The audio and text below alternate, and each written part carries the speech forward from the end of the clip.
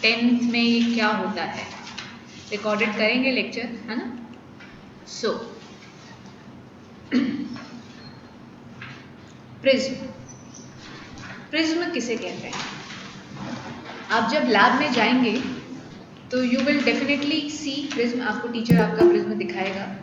Prism होता क्या है? प्रिज्म के अंदर देयर आर 2 ग्लास स्लैब। मैं तुम्हें 3D व्यू तो दिखाने की कोशिश, बनाने की कोशिश कर सकती हूँ। 2 रेक्टेंगुलर ग्लास स्लैब होते हैं। रेक्टेंगल समझते हो? Everybody know the rectangle. ये ग्लास स्लैब है आपका, ठीक है। इनको इस शेप में, इस तरीके से रखा जाता है। लेट मी ड्रॉ, जितना आप देख सकते हैं देखने की कोशिश करें, ठीक है। ये एक्चुअल प्रिज्म ऐसा दिखता है। आई होप काफ़ी डिसेंट बना दिया है मैंने, ठीक है। ये दोनों ग्लास है, आमने आगे पीछे ट्रायंगल के शेप में ग्लास है। This is how the prism look like, ठीक है। आप बाज़ार में जाके खरीद भी सकते हैं, काफ़ी बच्चे ले भी आते हैं। इनफैक्ट मेरे ब्रदर के पास भी था तो मैंने भी देखा था, ठीक है। नहीं तो लैब में तो टीचर्स आपको दिखाते ही हैं। ये एक्चुअल 3D व्यू है, बट हम जो हमारी पढ़ाई के लिए कंसिडर करते हैं, we basically consider a triangle, simple, that is the front view. अगर आप इस प्रिज्म को फ्रंट से देखोगे तो आपको बच्चे क्या दिखेगा? सिर्फ और सिर्फ एक ट्रायंगल दिखेगा। तो हम जो प्रिज्म बनाएंगे और स्टडी करेंगे वो ट्रायंगल के बेसिस पे करेंगे। सो लेट्स स्टार्ट विद, किससे बना हुआ है? ग्लास, ठीक है। रिफ्रैक्शन थ्रू प्रिज्म पढ़ रहे हैं, जिसको हम डिस्पर्शन आगे बोलेंगे। लेट्स सी होता क्या है। As you can see that ये एक सरफेस है, ए बी सी। अगर मैं नाम इनको दे दूँ तो ए बी क्या है? सरफेस 1, पहली सरफेस, सरफेस 1। तो सरफेस 1 पे मैंने ये नॉर्मल बनाया, ठीक है। इस नॉर्मल से एक एंगल पे लाइट इंसिडेंट हो रही है, ठीक है। लाइट हमेशा नॉर्मल से कुछ एंगल बनाती हुई इंसिडेंट करवाते हैं, वो एंगल कहलाता है आपका एंगल ऑफ इंसिडेंस। ये लाइट कौन से मीडियम में बेटा? एयर में। किस मीडियम में एंटर कर रही है? ग्लास के अंदर। जब ये लाइट रे ग्लास में एंटर करेगी, ग्रे एयर से ग्लास में ऑप्टिकल डेंसिटी बढ़ेगी, ठीक है। मतलब एयर रेयर मीडियम है, ग्लास डेंसर मीडियम है, तो लाइट अपना सेम पाथ फॉलो न करते हुए इट विल बेंड। किस तरफ? नॉर्मल की तरफ इट विल बेंड। कहाँ बेंड हो जाएगी? नॉर्मल की तरफ। तो लाइट रे बेंड हो गई। अब ये बेंड करती हुई दूसरी सरफेस पे टकराई। दूसरी सरफेस AC इज सरफेस 2। इस सरफेस से फिर से आप नॉर्मल बनाओगे और व्हाट यू विल फाइंड, अब लाइट रे फिर से अपना पाथ फॉलो ना करते हुए वो डेंसर से रेयर में एंटर कर रही है, फिर से वो बेंड करेगी, but this time it will bend away from the normal. आ रही है बात समझ में? तो इधर ये इंसिडेंट लाइट रे को हमने आगे प्रोड्यूस किया और पीछे हमने जो इमर्जेंट रे, इनके कुछ नाम है, दिस इज कॉल्ड इमर्जेंट रे। ये कहलाती है बच्चे आपकी इमर्जेंट रे। ये आपकी है इंसिडेंट रे, ठीक है। This is your incident ray. Incident ray और इमर्जेंट रे को अगर आपने पीछे प्रोड्यूस किया तो ये जो एंगल बनाते हैं, किसके बीच में एंगल है? इंसिडेंट रे और इमर्जेंट रे। कैसे बन रहा है? इंसिडेंट रे को आप आगे प्रोड्यूस कर रहे हो, इमर्जेंट रे को आप पीछे प्रोड्यूस कर रहे हो। तो इन दोनों के बीच में, let me draw this angle with some other colour, तो आप ज़्यादा डिस्टिंग्विश कर पाओगे। ये देखो, ठीक है। ये मेरी इंसिडेंट रे को आगे प्रोड्यूस किया, ये मैंने इमर्जेंट रे को प्रोड्यूस किया। पहले समझ लो फिर लिखना। तो ये साइन को हम इसको बोलते हैं एंगल ऑफ डेविएशन, ठीक है। इन सब के नाम आने चाहिए, ये आपको ड्रॉ करने को मिलेगा, मतलब क्वेश्चन आ सकता है। तो इंसिडेंट रे आगे प्रोड्यूस करी, इमर्जेंट रे पीछे प्रोड्यूस करी, इन दोनों के बीच में एंगल जो बनता है उसको एंगल ऑफ डेविएशन बोलते हैं। इसका मतलब क्या है? बहुत आसान है समझना। अगर ये प्रिज्म नहीं होता, मेरे हाथ को ध्यान देंगे सब लोग, अगर ये प्रिज्म नहीं होता तो लाइट रे ऐसे जाती। प्रिज्म के कारण लाइट रे अपने पाथ से भटकती गई और ऐसे निकली, तो ये कितना एंगल डेविएट कर गई, that is called angle of deviation. समझ रहे हो? एंगल ऑफ डेविएशन कैसे आया? अगर ये प्रिज्म नहीं तो इंसिडेंट रे ऐसे जाती और सीधी चली जाती, बट क्योंकि प्रिज्म है तो लाइट बेंड करके फाइनली ऐसे निकल रही है। तो इंसिडेंट रे और इमर्जेंट रे के बीच में जो एंगल बना, ये क्या बता रहा है, लाइट का पाथ कितना डेविएट हो गया, लाइट रे अपने पाथ से कितना भटक गई। जैसे कि हमारे यहाँ पे सारे बच्चे भटके पड़े, ठीक है, तो उस ये कितना भटकी है उसकी बात करते हैं, एंगल ऑफ डेविएशन। ठीक है, पैरामीटर्स लिखेंगे। ये जो एंगल होता है इसको बोलते हैं एंगल ऑफ प्रिज्म। तो ये सारे नाम पता होने चाहिए, सब लोग लिख लीजिए, एंगल ऑफ प्रिज्म। ठीक है, this is I, angle I, angle of incidence. Figure जब बन जाए आराम से फिर बताएंगे। E, angle E, angle of emergence. ठीक है, इमरजेंट रे जो बना रही है, angle of deviation and angle A, prism angle भी बोलते हैं और एंगल ऑफ प्रिज्म भी बोलते हैं। प्रिज्म एंगल और एंगल ऑफ प्रिज्म, ये चारों एंगल्स आपको बच्चे पता होने चाहिए। एंगल ऑफ प्रिज्म चारों बहुत इंपॉर्टेंट है। एंगल ऑफ प्रिज्म ये लिखो, उसके बाद हम और आगे अच्छी स्टोरी डिस्कस करेंगे। यू विल एंजॉय, डिस्पर्शन देखेंगे हम, बहुत अच्छा पार्ट है आगे का, ये पूरा चैप्टर बहुत बढ़िया है। लिख लो आप लोग तसल्ली से।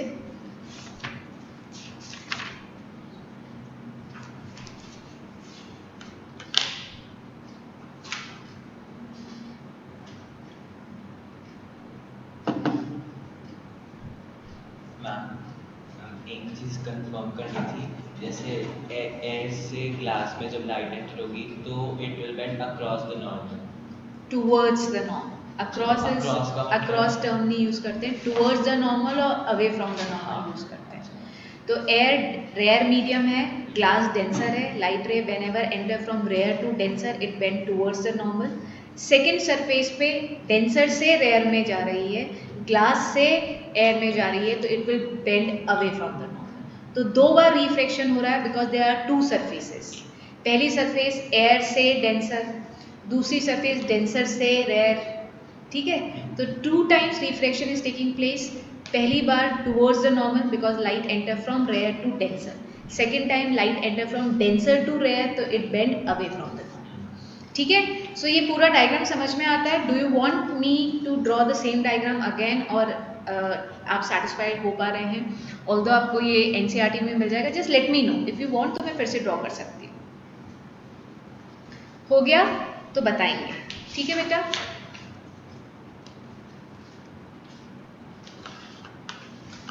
हाँ जी बच्चों, मेरी आवाज आ रही है ना?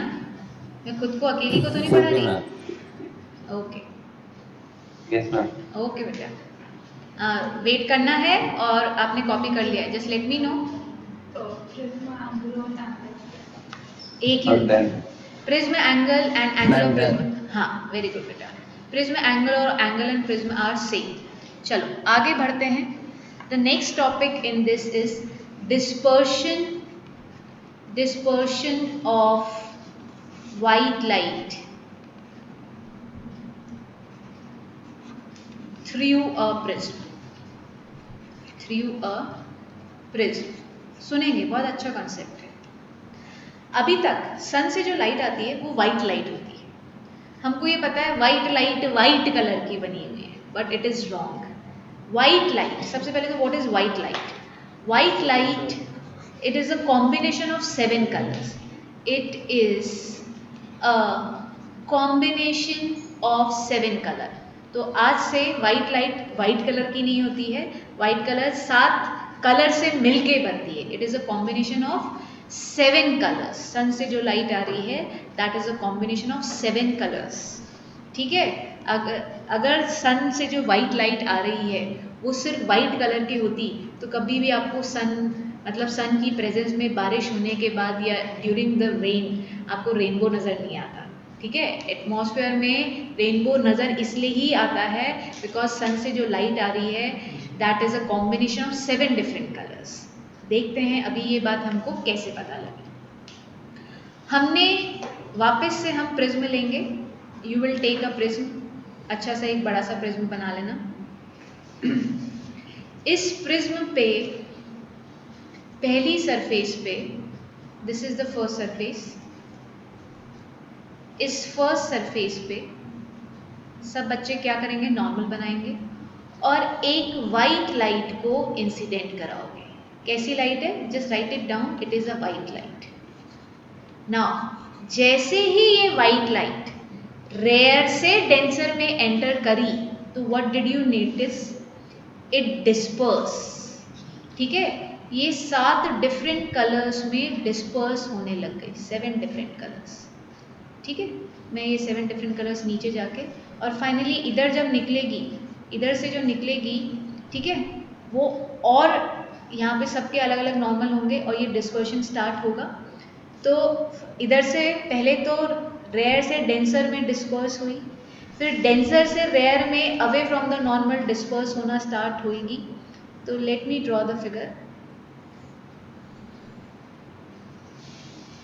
ठीक है, 7 रेज बना लीजिएगा, it will disperse into 7 colours. ठीक है, थोड़ा सा डायग्राम आप अपने हिसाब से कर लेना। 7 कलर्स का एक ऑर्डर होता है, हम रैंडमली वो 7 कलर्स नहीं लिखते हैं, उस ऑर्डर को हम बोलते हैं विबग्योर। विबग्योर के अंदर V stand for violet, violet colour, I stand for indigo, B stand for blue, G stand for green and Y stand for yellow, O stand for orange and R stand for red. So yes, now you know that this white light is a combination of 7 different colors. जो white light निकल रही है, ये white light किससे बनी हुई है, 7 different colors से बनी हुई है, 7 डिफरेंट कलर्स। अब क्वेश्चन दिमाग में ये आता है कि वाई मैम ये वाइट लाइट को जब हमने इस ग्लास प्रिज्म के थ्रू पास किया तो ये डिस्पर्स क्यों हो गई, इसमें अलग अलग हमें लाइनें क्यों दिखने लग गई। इन लाइनों को, इस तरह के पैटर्न को फिजिक्स में स्पेक्ट्रम बोलते हैं। ठीक है, दिस इज कॉल्ड स्पेक्ट्रम। अच्छी अच्छी टर्म्स है, सीखनी चाहिए। ठीक है, क्या पता तुम्हारी टीचर बताए या नहीं बताए। स्पेक्ट्रम 7 लाइंस जो नज़र आती है प्रिज्म के, वाइट लाइट जब प्रिज्म से निकल के दूसरी तरफ जाती है तो वो 7 कलर की जो लाइनें नज़र आती है, कंटिन्यूस लाइनें होती हैं, इनको स्पेक्ट्रम बोलते हैं। ये जो स्पेक्ट्रम क्यों नज़र आया, आपके दिमाग में ये क्वेश्चन आता है कि ma'am why a white light scattered into disperse into 7 colours, ये क्यों 7 कलर में बिखर गई। बिकॉज एवरी कलर, पहला reason, every color has different wavelength, wavelength का साइन लैम्डा होता है, everybody know, and different velocity. अगर आपको 9th में आपने एक फॉर्मूला देखा था, velocity equals to F lambda, याद नहीं है कोई दिक्कत नहीं, मैं बता देती हूँ। जब भी एक वाइट लाइट को आप किसी प्रिज्म के थ्रू पास करते हो, हमने पढ़ा है what is the cause of refraction. Refraction का मेजर कॉज क्यों होता है, रिफ्रैक्शन का कॉज ये होता है जब भी लाइट एक मीडियम से दूसरे मीडियम में जाती है तो उसकी स्पीड बदल जाती है, उस स्पीड के कारण वो बेंड होती है ईदर टुवर्ड्स और अवे फ्रॉम द नॉर्मल। अब ये जो वाइट लाइट जो कि 7 डिफरेंट कलर से बनी थी, जब ये वाइट लाइट रेयर से डेंसर में गई तो 7 अलग अलग कलर की डिफरेंट वेलोसिटीज होने के कारण हर एक कलर डिफरेंट एंगल से बेंड होगा। तो हमको ये पता लगा हर एक कलर की वेवलेंथ ही डिफरेंट होती है, जो कि 400 वायलेट से स्टार्ट होती है, वायलेट की वेवलेंथ होती है 400 आर्मस्ट्रॉन्ग टू 7 to 800 भी बोलते हैं आर्मस्ट्रॉन्ग होती है। और ये 700 आर्मस्ट्रॉन्ग जो जिसकी वेवलेंथ होती है, ये होता है रेड कलर। रेड कलर की वेवलेंथ सबसे ज़्यादा होती है, you should know. Lambda of red maximum होता है as compare to lambda of violet जो मिनिमम होता है। ठीक है, ये क्वेश्चन आपको आना चाहिए किसकी वेवलेंथ सबसे ज़्यादा होती है। तो रेड कलर की वेवलेंथ ज़्यादा होती है, हमें पता लगेगा ये ज़्यादा वेवलेंथ होने से क्या होता है, कम वेवलेंथ होने से क्या होता है, सब बहुत बहुत इंटरेस्टिंग चैप्टर है ये। ठीक है, तो every colour has different wavelength and different velocities. तो हर एक कलर की लाइट रे डिफरेंट एंगल से बेंड होती है। अच्छा, क्या बच्चों को याद है कौन सा कलर जितना बेंड हो रहा है उसकी स्पीड में कितना चेंज आ रहा है? तो I will tell you, violet colour maximum bend हो रहा है, एज यू कैन सी सबसे नीचे है, तो उसकी बेंडिंग मैक्सिमम बेंडिंग है। मैक्सिमम बेंडिंग मतलब इट्स वेलोसिटी मिनिमम होगी, सबसे ज़्यादा रिड्यूस कर जाएगी, वो बेचारे की वेलोसिटी सबसे ज़्यादा कम हो गई है। ठीक है, रटने की कोशिश मत करना, चीज़ों को समझने की कोशिश करना। जो कलर जितना ज़्यादा बेंड होता है उसकी वेलोसिटी उतनी कम हो जाती है। ठीक है, वायलेट कलर सबसे ज़्यादा बेंड हुआ है, उसकी वेलोसिटी मिनिमम है। ठीक है, धीरे धीरे चीज़ें याद होंगी। आप इस रिलेशनशिप से भी देख सकते हैं बच्चों, इस रिलेशनशिप में वेलोसिटी और लैम्डा डायरेक्टली प्रोपोर्शनल है। क्या मैंने तुमको बताया वायलेट की वेवलेंथ मिनिमम होती है, रेड की मैक्सिमम है, तो डेफिनेटली वायलेट की मिनिमम है। अगर वायलेट की वेवलेंथ मिनिमम है तो उसकी वेलोसिटी भी कैसी होनी चाहिए, minimum, because we and lambda are directly proportional. और जिसकी वेवलेंथ जितनी ज़्यादा रिड्यूस हुई है उसकी बेंडिंग सबसे ज़्यादा हुई है, वो सबसे ज़्यादा बेंड करेगा अपने पाथ से। वो बच्चा कम से कम डेविएट होगा, कौन सा बच्चा सबसे कम डेविएट होगा बताएगा हितेश? ठीक है, बेंडिंग कब होती है? बेंडिंग आपका पाथ, आपका ये जो पाथ होता है ना स्टडी का, फोकस बहुत नैरो होता है, बिल्कुल हमको सीधे जाना होता है, इसमें हम इधर उधर देखने का रास्ता भी नहीं होता है, बिकॉज ये सारे डाइवर्जेंस हैं। तो जितना कम डाइवर्जन होगा आपकी उतनी कम बेंडिंग होगी। डाइवर्जेंस क्या होते हैं? फ्रेंड्स होता है, टीवी होता है, घूमना फिरना होता है, दीज आर डाइवर्जेंस जो आपको अपने पाथ से डेविएट करते हैं। तो जो बच्चा सबसे कम डेविएट हुआ है उसका मतलब उसकी लाइफ में ये जो डाइवर्जेंस हैं वो कम है। फ्रेंड बहुत ज़रूरी है, you have to be social. मैं ये नहीं कह रही कि आपको भैया 4 साल के लिए दोस्ती तोड़ देनी चाहिए, कोई बच्चा नहीं करता, करनी भी नहीं चाहिए ऐसा, because everybody need a break. और ब्रेक कब मिलता है? जब आपने बराबर के लोगों से बातचीत करते हो। ठीक है, तो येस, फ्रेंड्स अच्छा डाइवर्जन होता है, डिपेंड की फ्रेंडशिप कैसे लोगों से है। तो बहुत सिंपल सा तरीका है समझने का, अपने पाथ से कौन सबसे ज़्यादा बच्चा बेंड हो रहा है, जिसकी लाइफ में सबसे ज़्यादा डाइवर्जन है। इस फ्रेंड को भी टाइम देना है, उस फ्रेंड को भी टाइम देना है, टीवी भी देखना है, मूवी भी देखनी है, यूट्यूब भी देखना है, बहुत सारे गेम्स भी खेलने हैं। तो ये डाइवर्जन डाइवर्जन डाइवर्जन मतलब बेंडिंग बेंडिंग बेंडिंग। तो याद रखोगे सबसे ज़्यादा बेंडिंग किसकी होगी? सब वायलेट की सबसे ज़्यादा बेंडिंग हो रही है, वेलोसिटी उसकी सबसे रिड्यूस हो रही है। आपकी लाइफ में आप जितना डाइवर्ट करेंगे, वेलोसिटी, पढ़ने की स्पीड, पढ़ने की क्षमता उतनी ज़्यादा रिड्यूस कर जाएगी। तो फिजिक्स के हर एक कॉन्सेप्ट को रियल लाइफ से रिलेट कर सकते हैं, करना चाहें तो। ठीक है, तो I hope this part is clear to everybody. Chat window पे आ जाए एक बार चेक करने के लिए। हाँ जी, let me know is this part clear to everyone. फटाफट फटाफट बताएंगे, जल्दी जल्दी। समय को अच्छे से यूज़ करें, ज़्यादा पढ़ के यूज़ करें, है ना? तो जितनी जल्दी। तने, हाँ जी मैम पूरा क्लियर है। ओके, थैंक यू बेटा, पूरा क्लियर है तो ओके, चलिए आगे बढ़ेंगे। ओके ठीक है, तो एक बार रिवाइज कर लेते हैं फटाफट से। Dispersion of white light through a prism, इसमें हमने क्या देखा? White light is a combination of 7 different colours. इस वाइट लाइट को जब आप प्रिज्म के थ्रू पास कराते हो तो वाइट लाइट डिस्पर्स होती है 7 कलर्स में।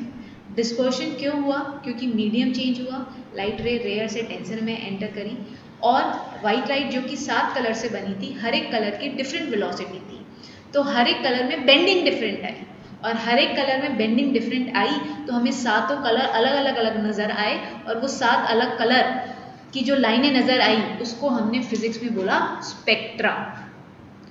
प्योर स्पेक्ट्रम जब होता है तो ये लाइन डिस्टिंग्विश होती है, मतलब अलग अलग नज़र आती है, और इम्प्योर स्पेक्ट्रम में ये लाइन्स एक दूसरे पे ओवरलैप कर जाती है। ठीक है, प्योर एंड प्योर हमको नहीं पढ़ना है, ज़्यादा डिटेल में नहीं, this is it, this you should no, this everybody should know, ठीक है। चलिए आगे बात कर रही थी हमने वेलोसिटी की, तो हमने बात करी थी कि जो लाइट रे जो सबसे ज़्यादा बेंड हो रही है उसकी स्पीड उतनी ही कम हो रही है, वायलेट की स्पीड सबसे कम होती है, वायलेट की वेवलेंथ सबसे कम होती है, रेड कलर की स्पीड ज़्यादा होगी, रेड कलर की वेवलेंथ सबसे ज़्यादा होगी। रेड कलर की वेवलेंथ सबसे ज़्यादा होने का रीज़न है आपके जो लाइफ में डेंजर सिग्नल होते हैं वो रेड कलर्स के होते हैं। उसका रीज़न अभी हम थोड़ी देर बाद डिस्कस करेंगे, बट मैं अभी आपको बता देती हूँ रेड कलर की मैक्सिमम वेवलेंथ होने का रीज़न ही है कि हम क्या यूज़ करते हैं, हम डेंजर सिग्नल रेड कलर के बनाते हैं, ठीक है। अभी डिस्कस करेंगे हम। चलिए आगे बात करते हैं। कॉज ऑफ डिस्पर्शन मैंने अभी बता ही दिया, कॉज ऑफ डिस्पर्शन ये था every colour has different speed, ठीक है। क्वेश्चन आता है what is the cause of dispersion, because every colour has different speed so therefore they will have different bending, so they will form a spectrum of 7 different colours, ठीक है। चलिए इस phenomenon को आगे बढ़ाते हुए हम बात करते हैं recombination of white light. Recombination of white light में हम बेसिकली क्या पढ़ते हैं बेटा, रिकॉम्बिनेशन कहता है कि एक प्रिज्म को तो सीधा रखो अपराइट स्ट्रेट, और दूसरे प्रिज्म को जिसका सेम एंगल ऑफ प्रिज्म है, मतलब अगर ये एंगल 60 डिग्री है तो एक और प्रिज्म लो सेम 60 डिग्री एंगल वाला, सुनेंगे सब लोग, एग्जैक्टली उसकी कॉपी लेनी है ना, कार्बन कॉपी जो हम बात करते हैं, एग्जैक्टली उसकी कार्बन कॉपी वाला प्रिज्म लो जिसको आपको अपसाइड डाउन रखना है, अपसाइड डाउन मतलब उल्टा रखना है। पहले प्रिज्म में क्या होगा, पहले प्रिज्म में आपकी वाइट लाइट एंटर करेगी, ठीक है, it will bend into 7 colours, yellow हो गई, ठीक है। ये 7 कलर्स जब इधर से निकलेंगे तो फर्दर बेंडिंग हुई, थोड़ा सा मैं फिर से ड्रॉ करती हूँ, बेंडिंग ज़्यादा करा दी है, अरे ठीक है। तो ये देखो ये वाइट लाइट जा रही थी, ये बेंड हुई और थोड़ी सी ये बेंड हुई, मतलब ये मैं सिर्फ रेड और वायलेट दिखा रही हूँ, बीच की नहीं दिखा रही, ठीक है।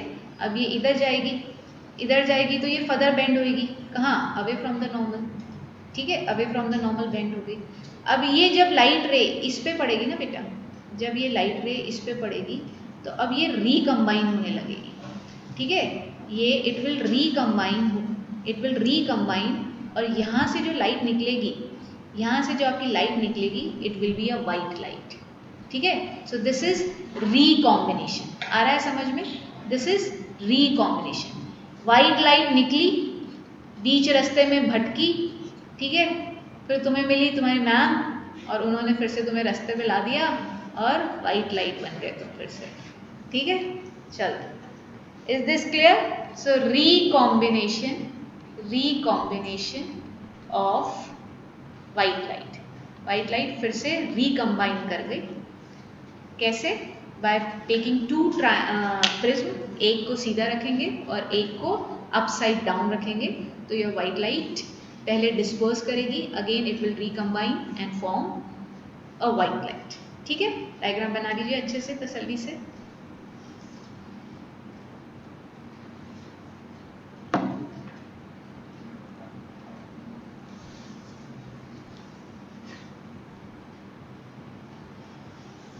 हो गया, डायग्राम बन गया, आराम से आपको ये डायग्राम बुक में भी मिल जाएगा, ठीक है। इस चैप्टर में ह्यूमन आई कटा है, उसके अलावा सब कुछ आ रहा है, ठीक है। In this chapter human I in the colourful world, human आई पूरा कट गया है। ह्यूमन आई मतलब मायोपिया, हाइपरमेट्रोपिया, जो आपको हम बता दें जैसे कि आपकी हम उम्र के जितने भी बच्चे हैं उन सब दे मोस्टली 99% है मायोपिक मतलब जिनको दूर का नज़र नहीं आता है, ठीक है। हाइपरमेट्रोपिक जिनको पास का नज़र नहीं आता है, तो ये सब हमको नहीं पढ़ना है। हमारा चैप्टर इस बार इस साल 2020-21 अभी तक कहाँ से स्टार्ट हो रहा है, प्रिज्म से स्टार्ट हो रहा है। तो हम डिस्पर्शन ऑफ प्रिज्म पढ़ा, रिफ्रैक्शन थ्रू प्रिज्म पढ़ा, अभी हम स्कैटरिंग पढ़ेंगे, तो बस यही आगे सब कुछ आ रहा है, फिलहाल अभी सब कुछ आ रहा है, सिर्फ ह्यूमन आई का पूरा पार्ट हटा देना, ठीक है। बढ़े आगे, हो गया फिगर ड्रॉ, जल्दी बताओ बेटा। Yes, ma'am. Okay I'm done. Okay बेटा, अब हम पढ़ते हैं इस डिस्पर्शन ऑफ वाइट लाइट का real example in your life, that is rainbow, formation of rainbow. पहली बात, रेनबो कब बनता है? रेनबो बारिश या तो हो रही होती है या हो चुकी होती है, उसके बाद जब सनलाइट, सन आपको स्काई में नज़र आता है, तब ही रेनबो बनेगा। तो सन के लिए दो चीज़, रेनबो देखने के लिए दो चीज़ें कंपलसरी है। पहली बात तो सनलाइट होनी चाहिए, और दूसरी बात बारिश होनी चाहिए। बारिश हो चुकी हो या बारिश चल रही हो, ठीक है? ये दोनों इनिशियल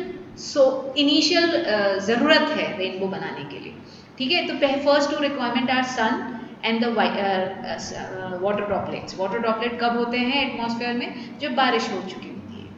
तो इधर वाटर ड्रॉपलेट्स जो हैं आपके, water droplets will act like a prism, ठीक है?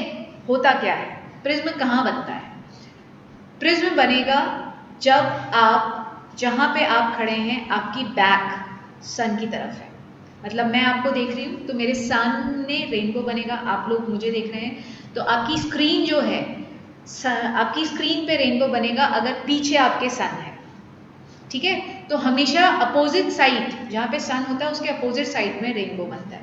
ये चीज़ आपको समझ में आनी चाहिए, ठीक है? हमेशा सन, रेनबो कहाँ बनेगा? Opposite, in the direction of sun, और it is facing the sun, ठीक है? सन को फेस करेगा ना, रेनबो फेस करेगा, बट आप अगर रेनबो देखोगे तो सन आपकी बैक देखेगा, ठीक है? सन के डायरेक्शन में आपकी बैक है और आप देख रहे हो रेनबो को।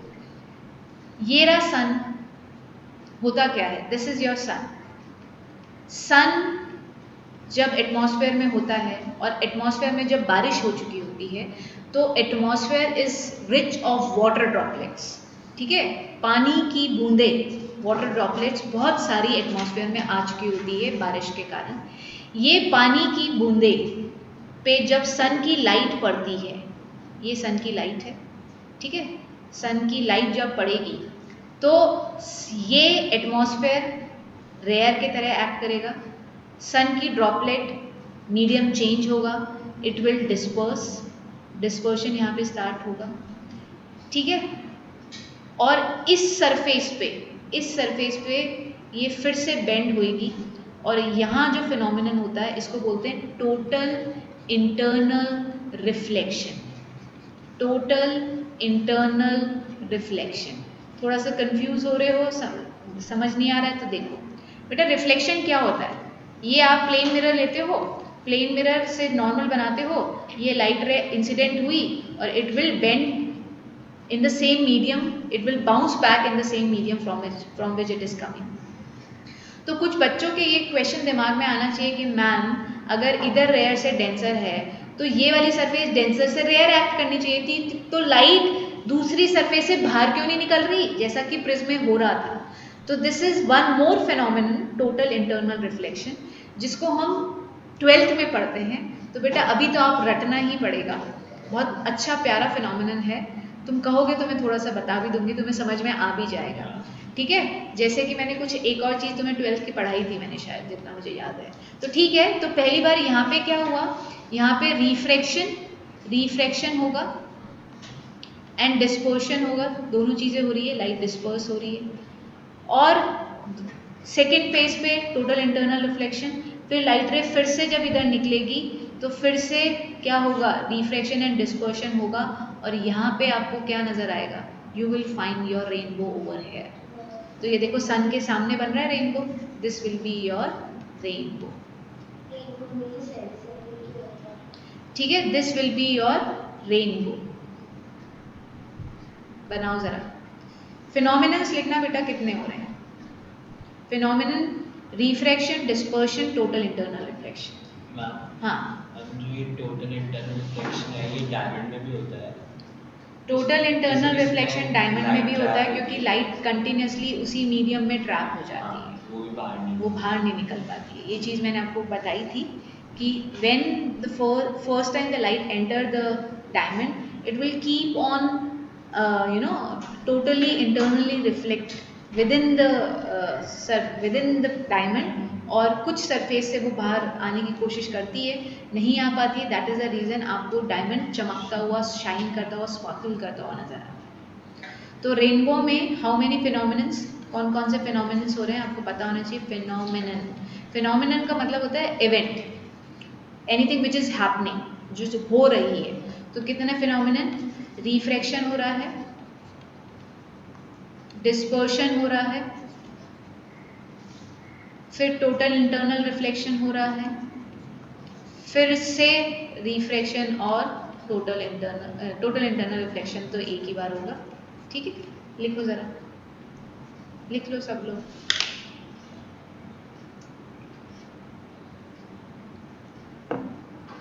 इसकी थ्योरी के मैं नोट्स दे दूँगी आपको, मुझे याद दिला देना, है ना। मैं इसके नोट्स अपलोड कर दूँगी, क्योंकि थ्योरेटिकल चैप्टर है तो इसमें आपको लैंग्वेज चाहिए रहेगी। वैसे तो एनसीईआरटी है, एनसीईआरटी को मत भूलो, उससे तो प्यार करना ही है, उसकी तो एक एक लैंग्वेज रट ही लेना। ठीक है,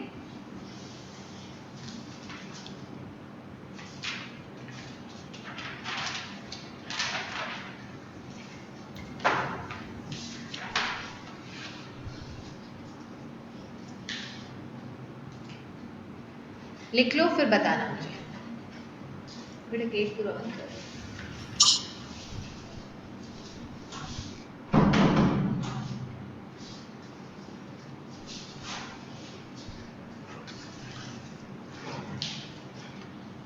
लिख लिया? फिर Yes, से ma'am. एक बार मैं फिर से समझा रही हूँ, आप लोग समझ लीजिए। हो क्या रहा है रेनबो के केस में, in the case of rainbow, sun is a source of white light. Rainbow के लिए दो चीज़ें ज़रूरी होती है, सन की लाइट चाहिए रहती है और बारिश चाहिए रहती है, बिकॉज आफ्टर बारिश और during the rain there are water droplets in the atmosphere which will act like a prism. ठीक है, तो रेनबो बनने के लिए आपकी बैक शुड फेस सन, और आप रेनबो को आपके सामने देखोगे, तो रेनबो और सन हमेशा अपोजिट डायरेक्शन में होते हैं। जब सन से लाइट वाटर ड्रॉपलेट पे पड़ती है, तो वाटर ड्रॉपलेट की पहली सरफेस पे वो refract as well as disperse दोनों होती है। सेकेंड सरफेस पे टोटल इंटरनल रिफ्लेक्शन होता है, मतलब वो बाहर नहीं निकल पाती, वापस चली जाती है। ठीक है, और दूसरी सरफेस से जब निकलती है तो इट फॉर्म अ रेन। ठीक है, थोड़ा सा टोटल इंटरनल रिफ्लेक्शन बताने का कोशिश करती हूँ, क्योंकि बहुत सिंपल फिनोमिनन है, क्यों, तो तुमको बहुत बढ़िया पिक्चर बन जाएगी कि अच्छा टोटल इंटरनल रिफ्लेक्शन ये होता है क्या, समझो। सुनो, मैम, हाँ जी बेटा, तने मैम ये अपना रेनबो जो होता है वो कर्व क्यों होता है? उसका रीज़न भी बताएंगे। Total okay. Internal reflection, total internal reflection, सुनेंगे मेरी बात। उसके लिए और थोड़ा सा 12th का बताना रहेगा। Let me concise that part for you. मेरे को सिर्फ उतना कि उसका आंसर मेरे को छोटा करना पड़ेगा तुम लोगों के लिए, फिर मैं उसका बता पाऊंगी। टोटल इंटरनल रिफ्लेक्शन फिनोमिनन देखो। टोटल इंटरनल रिफ्लेक्शन हमेशा, पहली बात तो डेंसर से रेयर में होता है। ठीक है, हमेशा लाइट, मतलब लाइट रे जब डेंसर से रेयर में जाती है जब ही टोटल इंटरनल रिफ्लेक्शन होता है। इसमें होता क्या है, ये जो इंसिडेंट रे होती है, ये क्या होता है, एंगल आई होता है। एंगल आई को आप बड़ा बड़ा बड़ा करते जाते हैं। ठीक है, एंगल आई को हम चेंज कर रहे हैं। इसको बड़ा करने से क्या होता है बेटा, ये जो एंगल ऑफ रिफ्रैक्शन होता है ये बड़ा होता जाता है। ठीक है, समझ रहे हो मेरी बात। एक सिचुएशन ऐसी आती है, एक सिचुएशन ऐसी आती है कि हम एंगल ऑफ इंसिडेंस को, सॉरी मैंने एंगल ऑफ इंसिडेंस नॉर्मल से नहीं बनाया था, तो यहाँ से समझो। ठीक है, दिस इज आई, शुरुआत हम आई इसको लेंगे, है ना। तो एक सिचुएशन ऐसी आएगी बेटा, इसको तो आई लो, let me draw it again. एक सिचुएशन ऐसी आई कि आपने एंगल आई इतना बड़ा कर दिया, जिसको आई सी रिप्रेजेंट करते हैं, क्रिटिकल एंगल, क्रिटिकल एंगल। उस केस में बेटा होता क्या है, तुम्हें सिर्फ समझना है। होगा क्या, ये एंगल ऑफ रिफ्रैक्शन इस सरफेस को कर पेस से बनेगा, मतलब it will make 90 degree angle, it will make 90 degree angle with the normal. अभी तक एंगल ऑफ रिफ्रैक्शन ऊपर था, तो डेंसर से रेयर में away from the normal bend हुआ, होता गया और वो क्या कर रहा है, इस सरफेस को ग्रेस करता हुआ, इसको ऐसे टच करता हुआ निकल रहा है। Basically it is making 90 degree angle with the normal. अब कहते हैं अब थोड़ा सा ही क्रिटिकल एंगल से बड़ा कर दो आई, एंगल ऑफ इंसिडेंस को अब फर्दर जब क्रिटिकल एंगल से बढ़ाओगे तो बेटा क्या होने वाला है, अब जो आपका आई है इस सिचुएशन में जो आई है वो क्रिटिकल एंगल से बड़ा है, तो आप देखोगे आपकी लाइट अंदर आ जाएगी बाहर निकलने के बजाय, एंगल ऑफ रिफ्रैक्शन और बढ़ेगा, तो वो इतना बढ़ा कि लाइट रे अंदर ही आ गई, लाइट रे बाहर गई ही नहीं। This is total internal reflection, light रे जहाँ से आई वापस उसी मीडियम में आ गई। फिर से देख लो एक बार, एंगल ऑफ इंसिडेंस को हम बढ़ाते गए, नॉर्मल से बढ़ाते गए, तो हमारा एंगल ऑफ रिफ्रैक्शन बढ़ता गया। एक सिचुएशन ऐसी आई जब angle of refraction 90 degree angle बना रहा था नॉर्मल से, उस केस में हमने एंगल ऑफ इंसिडेंस को क्रिटिकल एंगल बोला। उस क्रिटिकल एंगल से अगर हम थोड़ा ही और अब एंगल ऑफ इंसिडेंस को फर्दर बढ़ाएंगे तो एंगल ऑफ रिफ्रैक्शन क्या होगा, 90 से बड़ा हो जाएगा, मतलब लाइट रे वापस से डेंसर में ही आ जाएगी। This is called total internal reflection, जो कि नेचर में अपने आप हो रहा है। जब सन की लाइट रे अंदर वाटर ड्रॉपलेट के अंदर आती है तो उसका एंगल कुछ इस तरीके से जब भी सेट होगा अपने आप कि क्रिटिकल एंगल से बड़ा होगा, तो लाइट रे अंदर ही टोटली इंटरनली रिफ्लेक्ट हो जाएगी। आई होप काफ़ी बच्चों को ये समझ में आ गया होगा। Let me check on the chat window, कितने लोगों को ये टोटल इंटरनल रिफ्लेक्शन का कॉन्सेप्ट समझ में आ रहा है, जल्दी बताओ कितने लोग रिलेट कर पा रहे हैं मेरे इस कॉन्सेप्ट से, टोटल इंटरनल रिफ्लेक्शन क्यों होता है। नाउ एवरीबडी, मतलब आपके दिमाग में पिक्चर बन जाएगी कि अच्छा ठीक है ये चीज़ टोटल इंटरनल रिफ्लेक्शन का मतलब ये होता है। बिल्कुल अच्छे से आ गया Kanishk, okay good, very good. तो आज तुम लोगों ने 12th भी पढ़ ली 12th का एक चिन्ना सा पार्ट, मतलब 0.001% पार्ट पढ़ा है, ठीक है। बट फिजिक्स बहुत इंटरेस्टिंग है, कुल मिला के मैं यही बोलूँगी बार बार, physics is very interesting. So this is all about total internal reflection. ऐसे ही फिनोमिनन्स को आगे बढ़ाएंगे। क्या मुझे थोड़ी देर रुकना है, कोई बच्चा इसको कॉपी करना चाह रहा है, और shall I move on, let me know. Ma'am 2 minutes।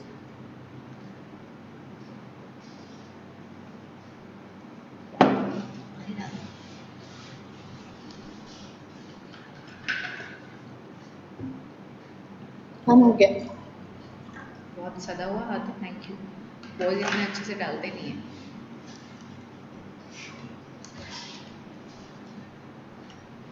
चलो आगे बढ़ते हैं।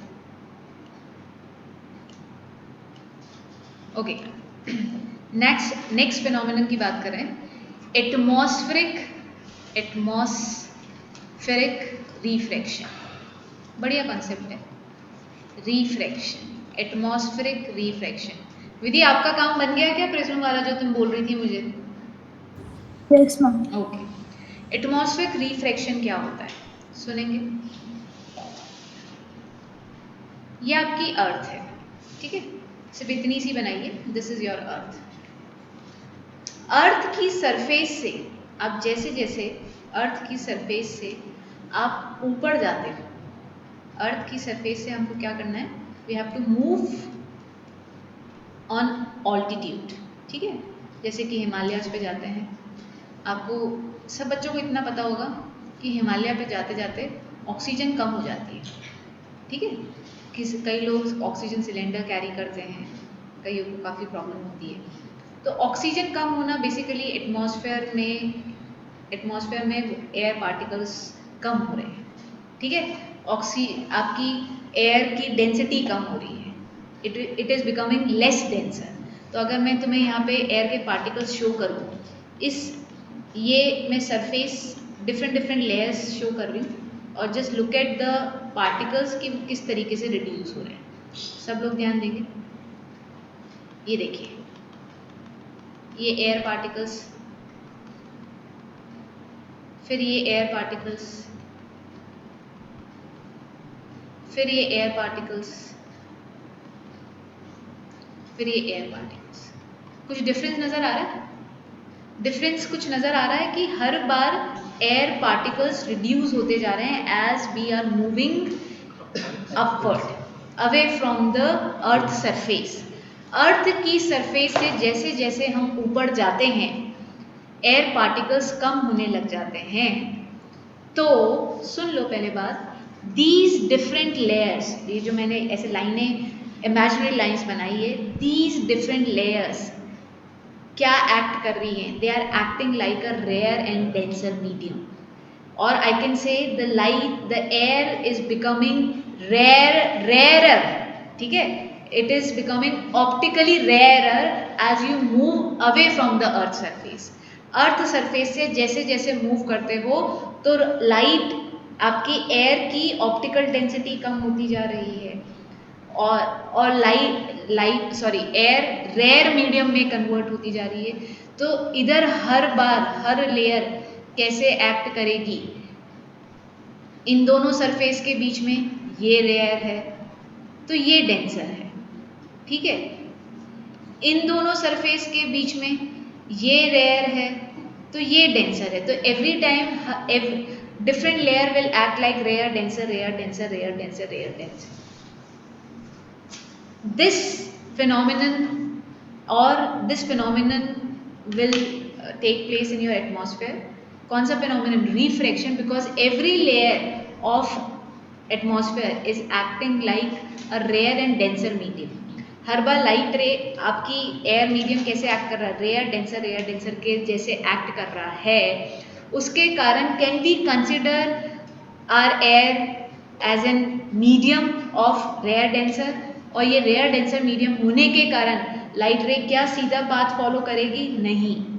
लाइट रे जब सन से निकलेगी, सन से जो लाइट रे निकलेगी या स्टार से जो लाइट रे निकलती है, तुम देखोगे ये इधर आई सन की लाइट रे, and it will continuously bend towards the normal, ठीक है, क्योंकि मीडियम कैसा हो रहा है? डेंसर।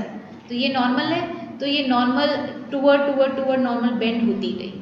और इस पाथ को अगर आप पीछे प्रोड्यूस करोगे तो आपको ऐसा लगेगा आपका सन या स्टार तो इधर है, बट एक्चुअली होता कहाँ है? नीचे होता है।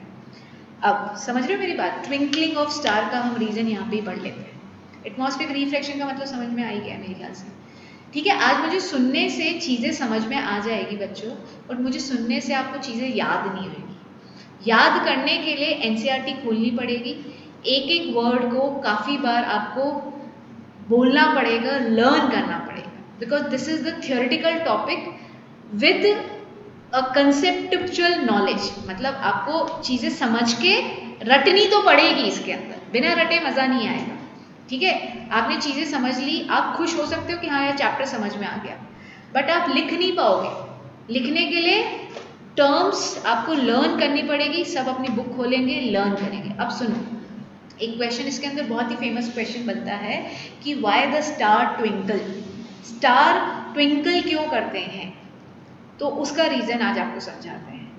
पहली बात, हम स्टार को एक पॉइंट लाइक ऑब्जेक्ट कंसिडर करते हैं। Why? Because star are very far away from the earth surface. ये मेरा स्टार है जिसको मैंने एक पॉइंट लाइक ऑब्जेक्ट कंसिडर कर सकती हूँ, ठीक है। क्यों? क्योंकि star are very far away. जो चीज़ हमारे से बहुत दूरी पे होती है हम उसको पॉइंट लाइक ले लेते हैं, ठीक है, क्योंकि वो ऑलमोस्ट इतना छोटा सा साइज हो जाता है उसका, ठीक है। अब ये जब स्टार की लाइट हमारे अर्थ के एटमॉस्फेयर में एंटर करेगी, ये समझ रहे हो ना ये क्यों बना रही हूँ? रेयर डेंसर, तो ये कंटिन्यूसली बेंड होना चालू करेगी। ये सीधा पाथ ना फॉलो करके इट विल बेंड होती जाएगी। ये बेंड होती गई due to atmospheric reflection. Reason देते हैं इसका, ऐसे ही लिखते हैं आंसर। नाउ इस एक्चुअल लाइट जो आपकी आंखों में पड़ी, इसका पाथ अगर आप पीछे प्रोड्यूस करते हो तो आपको लगता है कि आपका स्टार इधर है, ठीक है। अब स्टार आपको ये जो पोजीशन अपीयर हो रही है ये स्टेशनरी नहीं है। क्यों? क्योंकि ये जो एटमॉस्फेयर है ना, एटमॉस्फेयर में टेम्परेचर कंटिन्यूसली वेरी करता रहता है, ठीक है। सर्दी गर्मी आपको पता है, गर्म सर्द होने के कारण एयर पार्टिकल रेयर डेंसर भी होते हैं। अगर नीचे की, अगर आपको पता है अर्थ की सरफेस गर्म होगी तो यहाँ से एयर पार्टिकल्स ऊपर की तरफ मूव कर जाएंगे। ठीक है, तो एटमॉस्फेयर में टेम्परेचर कंटिन्यूसली चेंज हो रहा है, plus air particles are moving, air particles are moving, they are not stationary. तो पार्टिकल्स कंटिन्यूसली मोशन में है, are moving, plus temperature change हो रहा है। तो ये जो पोजीशन है ना, ये position actual, this is actual position. Concept को समझो मेरे साथ, एक्चुअल पोजीशन बच्चे। और अब ये कौन सी एपरेंट, एपरेंट जो हमें अपीयर होता है, एपरेंट पोजीशन। इस पोजीशन के बीच में हमेशा खलबली मची रहेगी, ये फ्लक्चुएशन होता रहेगा। फ्लक्चुएशन क्योंकि एयर पार्टिकल्स कंटिन्यूसली मूव कर रहे हैं, टेम्परेचर कंटिन्यूसली चेंज हो रहा है, तो इस फिजिकल कंडीशन के कारण this position will be continuously changing.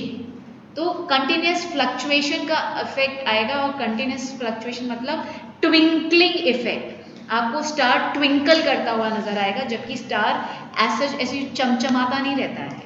Star से लाइट तो कांस्टेंट ही आ रही है, बट वो फ्लक्चुएशन एटमॉस्फेरिक रिफ्रैक्शन के कारण होता है, तो वो हमको इफेक्ट देता है ऐसा कि लाइट चमचमा रही है। ठीक है, कई बार ट्यूबलाइट जलने से पहले ऐसे कंटिन्यूसली बंद बुझ होती रहती है।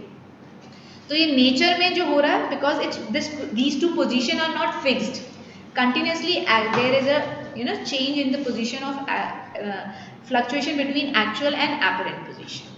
ठीक है, थोड़ा सा अपने आप लैंग्वेज बनाने की कोशिश करो, जो जो मैंने बोला है उसको रिकॉल करो। ठीक है, मैं फिर से बोल रही हूँ, मेरी बात सुनते जाइएगा और उसको लिखने की कोशिश करो। सबसे पहले तो बेटा आप ये चीज़ मानो, क्या लिखना है आपको, ये बोलना है कि एटमॉस्फेयर में जो सन है, स्टार है, it will be consider as a point size. तो जो पॉइंट साइज होता है उससे एक रे ऑफ लाइट निकलती है। जो बड़ा साइज का पार्टिकल होता है उसमें से बीम ऑफ लाइट निकलती है। बीम क्या होता है? Combination of rays. ठीक है, पढ़ाया था मेरे ख्याल से मैंने, लाइट रिफ्लेक्शन और रिफ्रैक्शन में जरूर बताया होगा। बीम बहुत सारी रेज का कॉम्बिनेशन बोलते हैं। तो स्टार से सिर्फ एक लाइट आ रही है, एक वन रे ऑफ लाइट आ रही है, one ray of light. This one ray of light will bend due to atmospheric refraction. और आप इसके पाथ को अगर पीछे प्रोड्यूस करते हो तो आपको जो एक्चुअल पोजीशन से ऊपर थोड़ी हाइट पे स्टार नजर आता है, but in between these two position there is a continuous fluctuation. Light continuously fluctuate करती रहती है, which gives twinkling effect to our eye. तो हमें ऐसा लगता है कि स्टार ट्विंकल कर रहा है। ठीक है, जो स्टार हमारे जितना करीब होता है ना, वो ट्विंकल करता हुआ हमें नजर भी नहीं आता है। सन भी तो स्टार ही है, ठीक है, सन इज अ स्टार ओनली, ठीक है, बट ये हमारे बहुत करीब है। तो सन हमें कभी ऐसा इफेक्ट नहीं देता है, हमें लगता नहीं है कि सन ट्विंकल कर रहा है। अब इसी से जुड़ता हुआ एक क्वेश्चन, कोई कुछ पूछ रहा है? नहीं, चलो। हाँ, तो मेरी बात सुनेंगे। इसी के कंटिन्यूशन में क्वेश्चन आता है कि why the star twinkles but planet do not. तो उसका आंसर भी हम कर देते हैं, सुनेंगे। प्लैनेट क्यों नहीं ट्विंकल करते हुए नजर आते, सुनेंगे। पहली बात, मैं इसके सबके आंसर भेजूंगी बेटा, क्योंकि सुन के समझ तो आ रही हैं चीज़ें, बट लिख नहीं पाओगे अपने आप। ये स्टार है, आई मीन टू से अर्थ है, दिस इज योर अर्थ। होता क्या है, प्लैनेट, पहली बात तो the distance of planet is not that far as compare to star. Planets are near to earth, therefore they can't be considered as point size। तो हम प्लैनेट को point size नहीं कंसिडर कर सकते, ठीक है, but we can consider planet as it is made up of millions of point size. ठीक है, बहुत सारे पॉइंट साइज के पार्टिकल से मिलके एक प्लैनेट बना है। समझ रहे हो मेरी बात?